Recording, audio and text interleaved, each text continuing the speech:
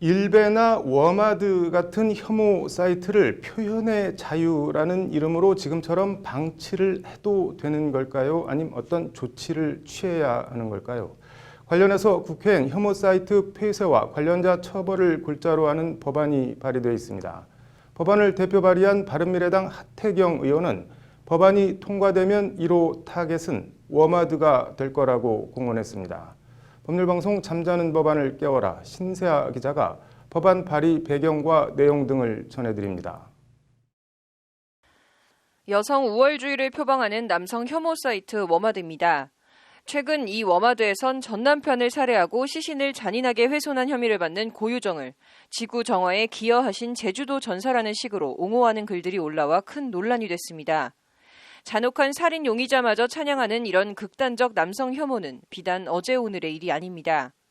문재인 대통령의 신체 훼손 게시물을 올리는가 하면 최영암 입항식에서 불의의 사고로 사망한 고 최종근 하사를 입에 담을 수 없는 말로 조롱, 비하하는 등 하루가 멀다 하고 상상을 초월하는 혐오 표현들로 물의를 일으키고 있습니다. 비단 워마드만 그런 게 아니고 세월호 희생자들을 어묵에 비유하는 등 일베 같은 사이트도 혐오를 추종하긴 마찬가지입니다.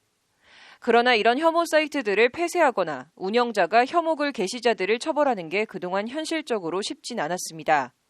마땅히 적용할 법률이 따로 없기 때문입니다.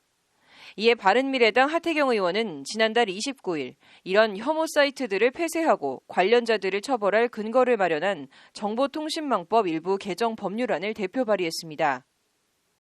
혐오 사이트 규제법인데요. 기존 국내법에는 음란물이나 폭력물 이런 걸 규제하는 법은 있는데 이제 날로 강화되고 있는 그 혐오 현상에 대한 규제가 법적 장치가 미비해요. 그래서 법안은 성별, 나이, 지역, 피부색, 장애를 이유로 한 비방과 조롱, 욕설, 음란한 부호, 문헌 등의 내용을 새로이 불법 정보로 규정하는 내용을 골자로 하고 있습니다.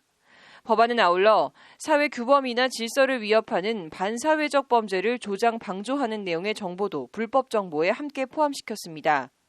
그리고 이런 혐오를 표방하는 사이트나 혐오 표현이 전체 게시물의 20%를 넘을 경우 해당 사이트 이용을 해지하거나 접속을 차단하도록 했습니다.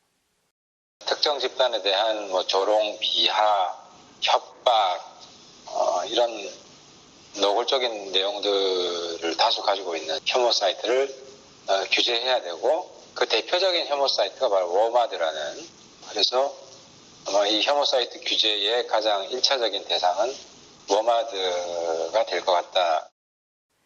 법안은 사이트 폐쇄에서 나아가 혐오 사이트 운영자는 최대 징역 2년, 혐오 게시글을 올린 사람에 대해서도 최대 1년까지 징역에 처할 수 있도록 한 처벌 조항도 신설했습니다.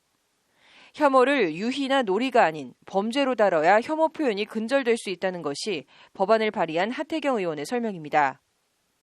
일종의 혐오를 나쁜 짓이라고 생각하는 게 아니라 혐오를 놀이 내지 장난으로 생각해서 이것이 이제 범죄다라고 알아야 그런 혐오에 대한 예방 효과가 생기겠죠. 다만 법조계 일각에선 혐오를 추종한다는 이유만으로 사이트를 폐쇄하는 건 헌법상 표현의 자유를 침해할 수도 있어 입법 과정에 운용의 묘가 필요하다는 지적도 있습니다. 표현의 자유에 있어서 그 헌법재판소는 사후적 규제는 가능하지만 사전적 규제로서 아예 검열을 한다든가 홈페이지 자체를 폐쇄하는 것이 과연 정당한지에 대해서는 법조계에서 논란이 있다고 봅니다. 이것 자체가 법적으로 허용되는지 여부에 대해서는 상당히 의문이 아닌가 생각합니다.